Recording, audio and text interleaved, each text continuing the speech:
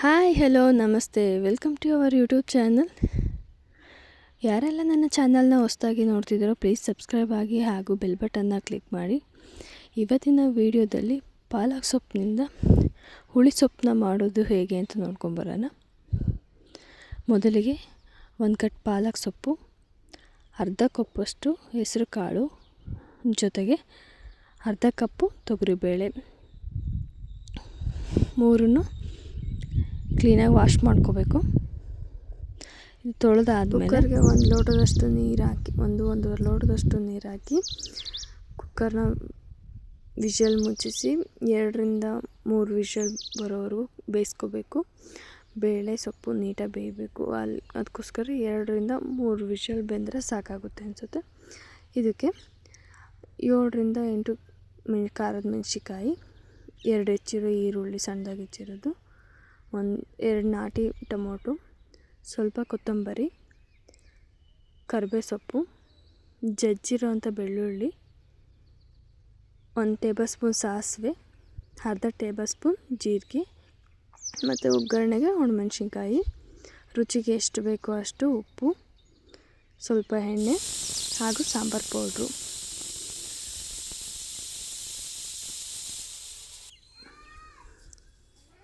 ಇಲ್ಲಿ 2 whistle cooker ಹೊಡೆಯೋದು.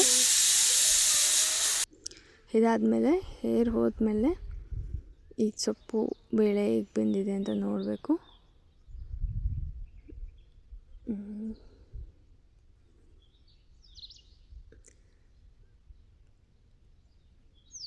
ಇದನ್ನು ಇನ್ನೂ ಸ್ವಲ್ಪ ಹೈ ಫ್ಲೇಮಲ್ಲಿ ಕೊಟ್ಟು ಸ್ವಲ್ಪ ಕುದಿ ಬರೋ ತನಕ ಕುದಿಸ್ಕೋಬೇಕು.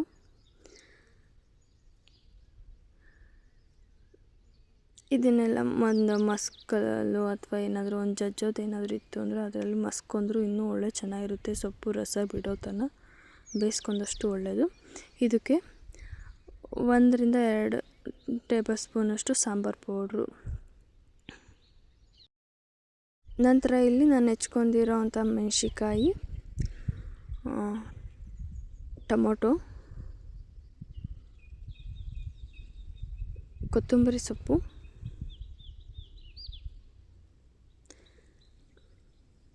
ಹಾಗೆ ಜಜ್ಜಿರೋ ಅಂಥ ಬೆಳ್ಳುಳ್ಳಿನ ಇವಾಗಲೇ ಹಾಕ್ಕೊತಿದ್ದೀನಿ. ಒಗ್ಗರಣೆಗೆ ಹಾಕ್ಕೊತಿಲ್ಲ ನಾನು, ಇಲ್ಲೇ ಡೈರೆಕ್ಟು ಬೇಳೆ ಏನು ಬೇಯ್ತಿದೆಯೋ ಅದರಲ್ಲೇ ಹಾಕ್ತಿದ್ದೀನಿ. ಹಾಕೋದ್ರಿಂದ ಏನಾಗುತ್ತೆ ಅಂದರೆ ಅದರ ಸ್ಮೆಲ್ಲು, ಅದೆಲ್ಲ ಹಸಿ ಸ್ಮೆಲ್ಲು ನೀಟಾಗಿ ಚೆನ್ನಾಗಿ ಕುದಿಯುತ್ತೆ. ಒಗ್ಗರಣೆಗಿಂತ ಇದರಲ್ಲಿ ರೋಸ್ಟ್ ಆಯಿತು ಅಂದರೆ ಇನ್ನೂ ಚೆನ್ನಾಗಿರುತ್ತೆ ಅಂತ.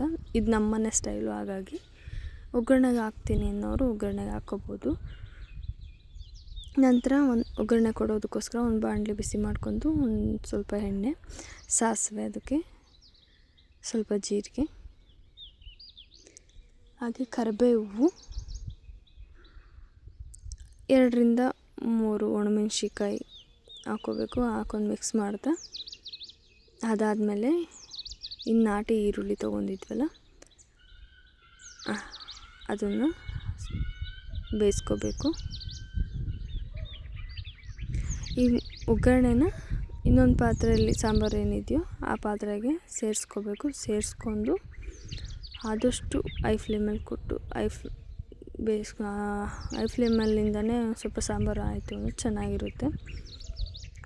ಚೆನ್ನಾಗಿ ಕುದಿ ಬರಬೇಕು.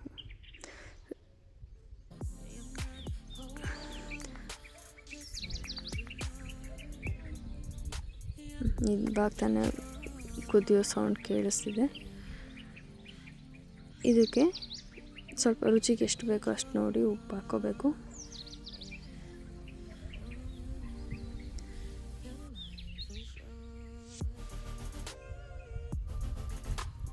ಸೊಪ್ಪಿಂದ ಸಾಂಬಾರು ಇದೆಯಲ್ಲ ತುಂಬ ಚೆನ್ನಾಗಿರುತ್ತೆ. ಇದು ಅನ್ನಕ್ಕೂ ಚೆನ್ನಾಗಿರುತ್ತೆ, ಹಾಗೆ ಮುದ್ದೆಗೂ ಚೆನ್ನಾಗಿರುತ್ತೆ. ಇನ್ನೊಂದು ಚಪಾತಿ, ಪೂರಿ ಏನಾದರೂ ಇದಕ್ಕೊಂದು ತುಂಬ ಚೆನ್ನಾಗಿರುತ್ತೆ. ಆರೋಗ್ಯಕ್ಕೂ ಒಳ್ಳೆಯದು. ಪಾಲಕ್ ಸೊಪ್ಪಲ್ಲಿ ಐರನ್ ಕಂಟೆಂಟ್ ಜಾಸ್ತಿ ಇರೋದ್ರಿಂದ ತುಂಬ ಒಳ್ಳೆಯದು. ಅದರಲ್ಲಿ ಎಕ್ಸ್ಪೆಷಲಿ ಹೆಣ್ಮಕ್ಳಿಗಂತೂ ತುಂಬ ಒಳ್ಳೆಯದು. ನೋಡಿ, ಸಾಂಬಾರು ಈ ಥರ ಕುದೀತಿದೆ.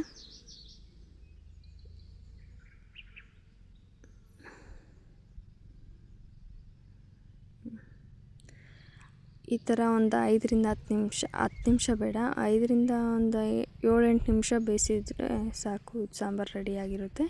ಇದಕ್ಕೆ ಬೇಕು ಅಂದರೆ ತೆಂಗಿನಕಾಯಿ ತುರಿ ಹಾಕ್ಕೋಬೋದು. ನಾನಿಲ್ಲಿ ಸ್ಕಿಪ್ ಮಾಡಿದ್ದೀನಿ.